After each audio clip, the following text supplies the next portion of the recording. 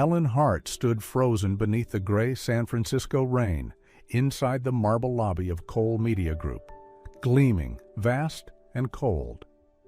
In her trembling hands was a black leather folder containing a contract that could buy her mother a chance to live, or destroy every remaining piece of herself. Rain lashed against the floor-to-ceiling windows like fists from the sky. The silence in the lobby was cathedral-like, her every footstep echoing like judgment. Her fingers clutched the case tighter, as though holding on to something solid, though nothing in her life had felt solid in a long time. At 29, Helen had once dreamed of painting murals across city buildings, of color and expression replacing the silence of forgotten walls. Now, all of that was buried beneath unpaid medical bills and late-night ER visits. When the elevator opened, cold air whooshed out like breath from another world. And then he stepped out, Nathan Cole. He moved like something ancient in a man's body, descending from the top floor like he belonged to some higher or lower plane of existence. Tall, composed, intimidating. The charcoal gray suit sculpted his body like a second skin. His dark brown hair was slicked back, perfect, but it was his eyes, steel gray, sharp, unreadable, that stole Helen's breath. "Miss Hart," he greeted, his voice smooth as velvet, but laced with something metallic. "I trust you've had enough time to consider." Helen lifted her chin, forcing calm into her voice despite the chaos beneath her skin. "Yes, Mr. Cole, I've reviewed everything. $5 million upon delivery," he said, as if reciting an invoice. "You'll reside in my penthouse for the duration, medical oversight by my team. No contact post-birth, no custody, no complications." She swallowed. "So one life for another. What do you call that?" "A transaction," Nathan said. "Clean, efficient, free of sentiment." He moved closer, slow and deliberate, like a predator. The scent of cedar and frost wrapped around her, invasive and overwhelming. "I don't deal in emotions, Miss Hart. They're a weakness. I need an heir. You need money. Perfect symmetry." Helen stood her ground. "And you think I qualify? You're intelligent, healthy, aesthetically pleasing according to my physicians, and desperate enough to say yes when most would run." His bluntness was a slap, but she didn't flinch. She couldn't afford to. "You're honest, I'll give you that." "I have no patience for pretense," Nathan replied, tilting his head. "I've met dozens of women who want my name, my bed, my world. You're the first to look me in the eye, without trembling." Helen gave a bitter chuckle. "I've looked death in the face. You're not half as terrifying." Something flickered in his eyes at that, a crack in the marble, then vanished. "You'll live within my structure," he continued. "Precisely, predictably, no expectations, no illusions." Helen looked down at the papers. Her name was the only thing missing. The ink felt heavier than it should. She thought of her mother's pale face, the pain, the helplessness, the mountain of unpaid bills waiting back at their crumbling apartment. And she signed. "Welcome to your gilded cage, Miss Hart," Nathan murmured. His voice was silk, lined with steel. She looked up, and in that moment she saw something in his eyes. Something lost, something human. A sigh buried deep in a forgotten soul. And Helen knew this wasn't just a contract. This was the edge of a storm. Nathan Cole's penthouse perched atop a glass tower in downtown San Francisco. From here, Helen could see the entire glittering city, twinkling lights, the distant Golden Gate Bridge, roads weaving like glowing veins. But none of it felt free.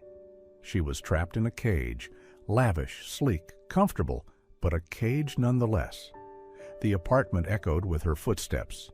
Everything was perfectly designed in cold tones, white, gray, black, sterile elegance. There were no signs anyone had ever truly lived here, just staff that appeared and disappeared like shadows. Helen's daily routine was strictly scheduled, a production process down to the minute. 6 5 a.m. Wake up. Blood pressure and temperature check. 7 a.m. Breakfast designed by Nathan's nutritionist. 9 a.m. Prenatal consultation with his private doctor. 10 p.m. Daily walk in the private rooftop garden. 6 p.m. Dinner. 9 p.m. Evening health monitoring. No friends, no going outside, no social media, just rules. And silence, so thick it was deafening.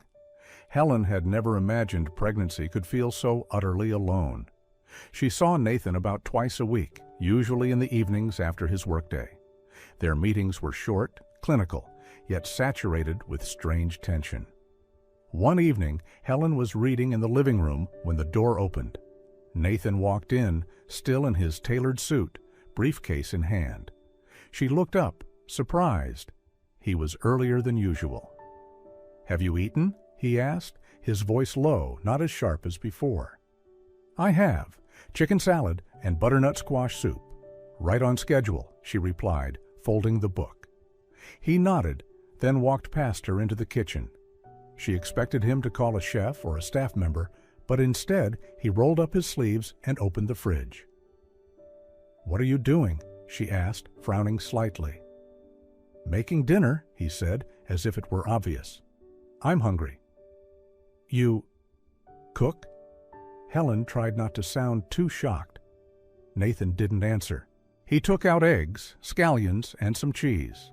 With practiced hands, he prepared an omelet. His movements efficient, smooth, like muscle memory. "My mother used to make this whenever I couldn't sleep," he said, eyes focused on the pan. "I haven't made it in over 10 years.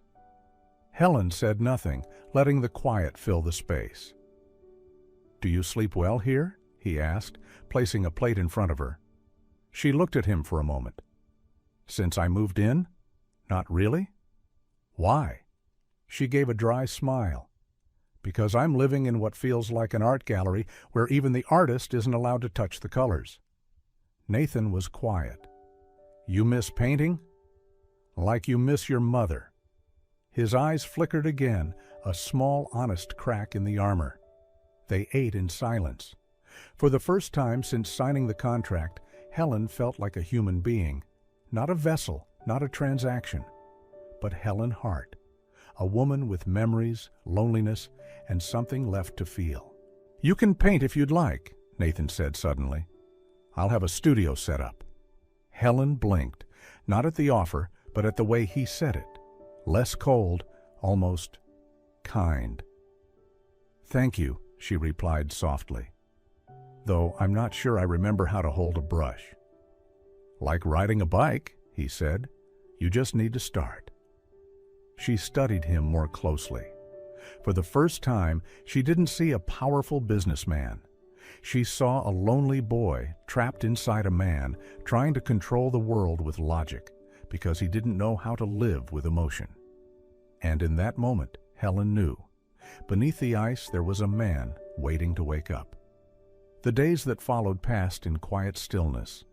The penthouse remained luxurious, the routine unchanged.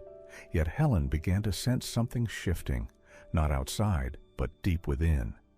In Nathan's small gestures, in glances that no longer felt icy, in silences that no longer felt suffocating, but strangely warm. She didn't know what it was, but she could feel it. The ice was starting to crack. The autumn chill of San Francisco crept through the glass panes, curling into every corner of the penthouse. Helen lay curled on the couch, hugging a small pillow, her body sore and her mind a blur of fatigue. She was now in her 12th week of pregnancy. Morning sickness had swept through her like an unexpected storm, loud, relentless, unkind. Every smell turned her stomach, every noise pricked at her skull. She had never felt so weak, so out of control. Nathan hadn't appeared for days.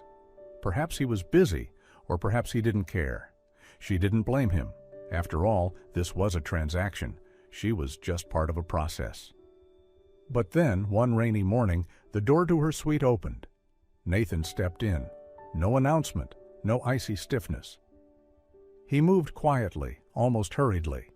He wore a charcoal turtleneck instead of his usual suit, no tie, his hair slightly tousled as if he hadn't bothered to fix it. "Are you all right?" he asked, his voice lower than usual. His eyes scanned her pale face, lingering on the tremble in her hands. Helen tried to sit up. I'm fine. Just nausea. The doctor said it's normal." Nathan said nothing. He moved into the kitchen, and minutes later, the scent of ginger, lemon, and mint filled the room. He returned with a warm mug and placed it gently into her hands. "Try this." Helen looked at him, surprised. "You know how to make this?" "My mother drank it every morning when she was pregnant with my brother. I remember the recipe." She took a sip. Warm, soothing. The sting in her throat eased instantly. "Thank you," she murmured. Nathan sat in the chair across from her, arms folded, gazing out the window. Silence wrapped around them, not the cold kind, but the kind that settles between two people when words aren't necessary. "Do you always have to control everything?" Helen asked softly. He turned toward her. "I don't have a choice." "Yes, you do," she said with a faint smile. "You just choose safety over pain." He was quiet for a while. Then he exhaled, like something long held was slipping through his fingers. "When I was 17, he began slowly, "my parents died in a car crash. I was the one driving." Helen's gaze sharpened, but she didn't interrupt. "They had just picked me up from my first art showcase. My mother cried because she was proud. My father said my future would be brilliant." He gave a short, strangled laugh. 10 minutes later, I lost both of them." Helen said nothing. She simply listened. No pity, no judgment, just presence. After that, I swore never to let emotion lead me again. I turned everything into systems. I turned myself into a machine. He looked at her, "Until you walked in and disrupted everything." Helen smiled, soft enough to melt glaciers. "I didn't do anything." "You existed," he said. "You breathe, you feel, you don't fear me. You remind me I was once human." Oh, and in that moment, something cracked. Not glass, not hearts, but the layer of ice that had covered too much for too long. Nathan leaned forward and placed his hand over Helen's for the first time. Not because of a contract, not out of obligation, because he wanted to. And Helen didn't pull away. His skin was cool, but underneath there was warmth. A quiet, uncertain warmth that had never reached her until now. They sat like that, amid ginger and rain, the world beyond their glass walls, fading away. In that instant, they weren't Nathan Cole, the media tycoon, or Helen Hart, the woman carrying a child for money. They were simply two people, learning how to feel again. Their fragile peace shattered on a quiet Thursday night, ordinary on the surface, but hiding a storm beneath. Nathan brought Helen to a Cole Media Group charity gala, a glamorous event supporting community arts. It was her first public appearance since the contract. She wore a midnight blue dress, custom-tailored to disguise her 3-month bump, elegant but modest. Nathan stood beside her, hand gently at her back, a silent shield. Camera flashes burst like lightning. Curious eyes lingered, some admiring, some suspicious. Helen tried to smile, but something inside her tightened like a fist. Everything might have passed smoothly, until Scarlett Rowe appeared. Model, actress, Nathan's ex-lover, media royalty. She glided over, smile sweet, but eyes sharp as blades. "Nathan, it's been too long. I didn't know you had such simple tastes now." Helen stiffened. Scarlett was the kind of woman who could kill with a compliment.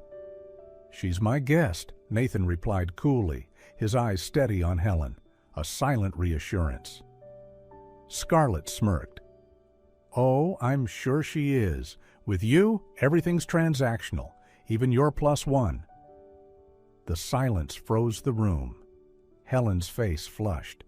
Whispering began around them.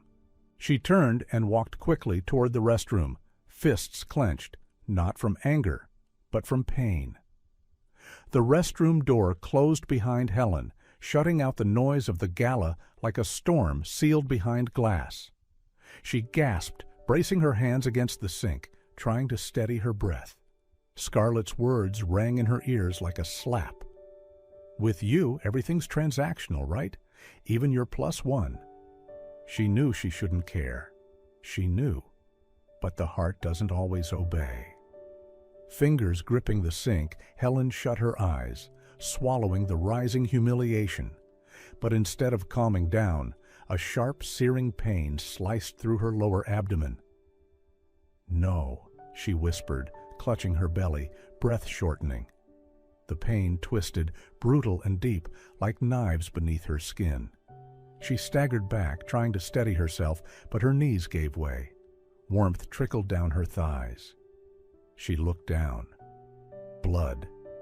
Panic crashed over her like a black wave. She reached for her phone inside her clutch, but her hands trembled too much. She dropped it onto the cold stone floor. Her vision blurred, her lungs tightening. "Nathan!" She tried to call, but her throat was burning dry. Outside, Nathan was searching for her through the crowd. He'd felt something off the moment she walked away. His eyes darted across the room, no sign at the bar, the hall, or the terrace. Dread clawed up his chest. He stormed toward the restrooms, brushing past a security guard. "She's in there." He pushed the door open. "Helen?" Silence. He stepped inside, heart pounding so loud it drowned everything else. Then he saw her. Helen was slumped against the tiled wall, legs folded under her, eyes clouded, one hand wrapped around her stomach, the other weakly clutching her dropped phone. Blood soaked through her silk dress, pooling on the cold floor. "Nathan," she whispered, her voice barely a breath. Time stopped.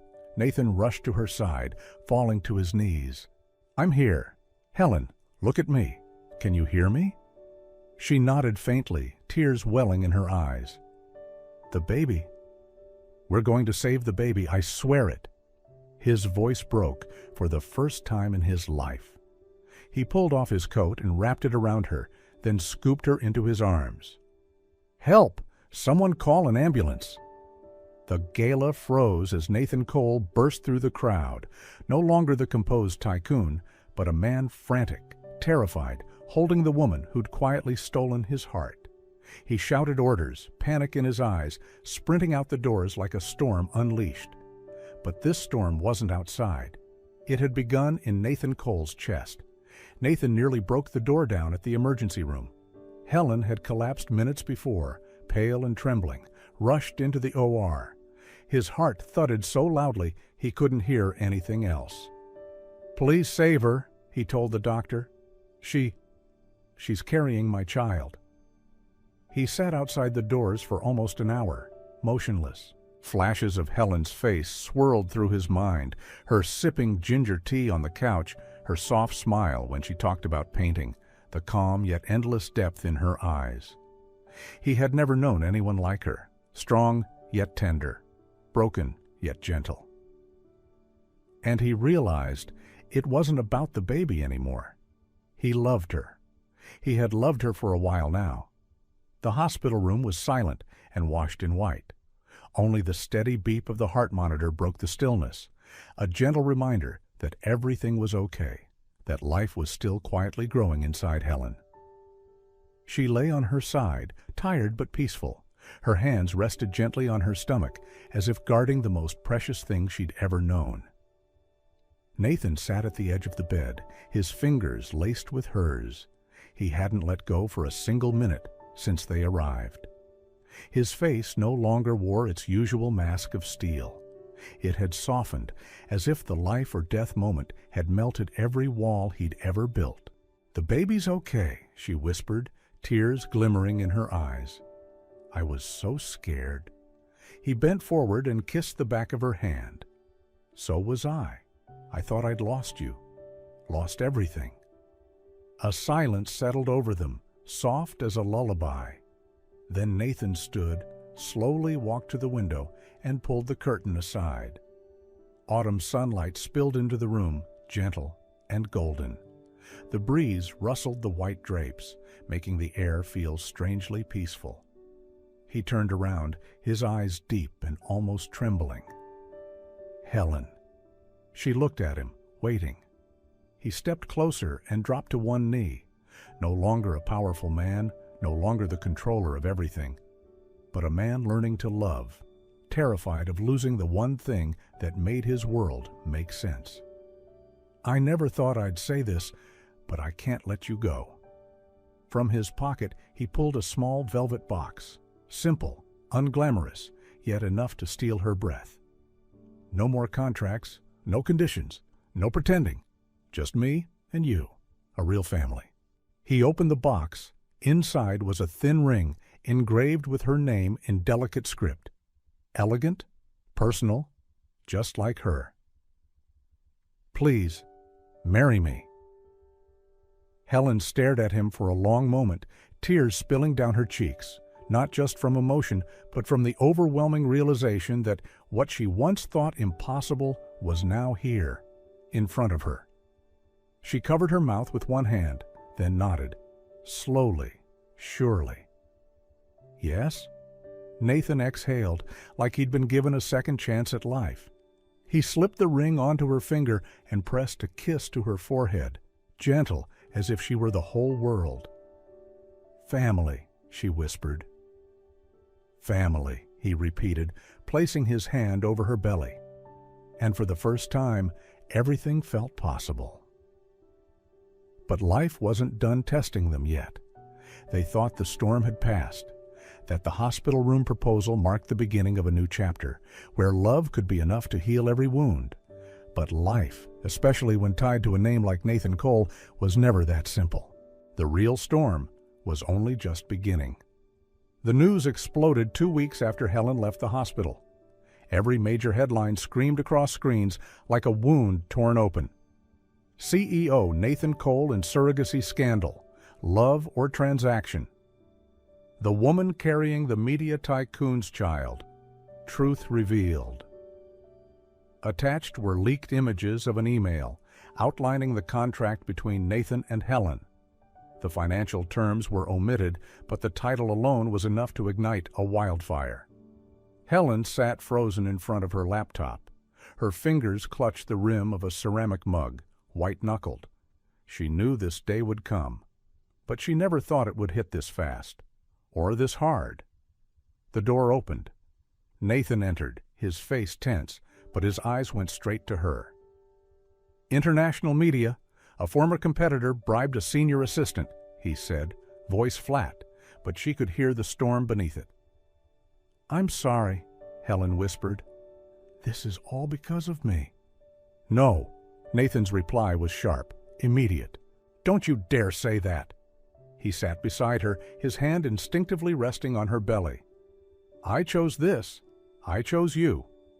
A knock on the door. Elliot Mason, chairman of the board, stepped in. Stern. No small talk. Nathan, we need an emergency meeting. The board wants you to step down. Temporarily, if you want to protect the company's image.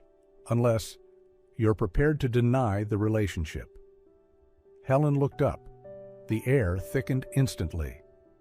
Deny it, deny her, deny the baby. Nathan stood slowly. The entire room seemed to hold its breath. He didn't look at Elliot. He looked at Helen, only her, his eyes no longer stone, but wind after rain. I don't need time to think, he said. Elliot frowned. Nathan, you can't. No, Nathan cut him off. I can't not choose her. I can rebuild an empire. I can't rebuild Helen. Because without her, there would be nothing left worth building. He turned to Helen, voice softer now. I spent my life chasing power, thinking it would fill the hole inside me. Then you came, and I realized the only thing that ever made me feel full is family. He turned back to Elliot, voice steel. I resign. Within 2 hours, the news of Nathan Cole stepping down spread like wildfire. The world split in two, some criticizing, some applauding. Nathan didn't care. He brought Helen home, to her tiny apartment where paint still stained the floor, half-finished murals leaned against the wall, and warm afternoon light spilled through the windows. She watched him fumble in the kitchen, surrounded by brushes and sketches, so out of place, yet so completely hers. "Are you sure?" she asked, hand gently on his back. "Giving up everything? Just for me?" He turned, smiling, truly smiling for the first time. "Not for you." "For us?" Outside, wind swept through the city, rattling loose sketch pages. On the table lay Helen's plan for a free art class for children with cancer, an idea now ready to become real. In the middle of media chaos, in a world always chasing profit, they had found each other. No longer strangers, no longer a contract, but a family slowly being written in love. That afternoon, San Francisco seemed to slow down by one heartbeat. Wind swept through the skyline, scattering newspapers that bore the face of Nathan Cole, the media king turned man who gave it all up for love. Inside the tiny apartment, Helen was painting, gentle strokes matching her mood, calm, content, as if the storm had passed. Then a sharp pain stabbed through her lower abdomen. She gasped, collapsing slightly, gripping the edge of the table. "No, not now," she whispered. 7 months. It was too early. Nathan rushed out of his office at the sound of her cry and saw her, pale and trembling. "You're in pain?" He rushed to her side. Helen nodded, eyes glossy with tears. I think it's labor." Nathan didn't waste a second. He dropped to his knees and lifted her into his arms, holding her close like she might break. Sweat gathered on his forehead as he carried her down the stairs, never loosening his grip. But outside, chaos awaited. Dozens of reporters, cameras, lenses, microphones, all aimed at them like weapons. "Helen, did he force you to sign that contract?" "Nathan, how much did you pay her to stay silent? Is this love or a publicity stunt?" Helen curled into him, trembling. Nathan said nothing. He lowered his head and shielded her, pushing forward through the crowd. Security couldn't keep up. Helen whimpered, pain coursing through her body. "Nathan, I don't feel right." "I know. Just hold on. We're almost there," he said through clenched teeth. He placed her in the car like glass, then jumped into the driver's seat. Under a veil of mist and flashing camera lights, the car sped off, leaving behind unanswered questions. The ride to the hospital took less than 9 minutes. Helen clung to his hand the entire time, her body shaking, cold sweat dripping from her forehead. Each contraction hit harder than the last. "I'm here. I'm not going anywhere," Nathan whispered, eyes locked on the road. When they arrived, nurses were already waiting, thanks to a frantic emergency call earlier. Nathan carried Helen into the ER, shirt soaked, arms shaking.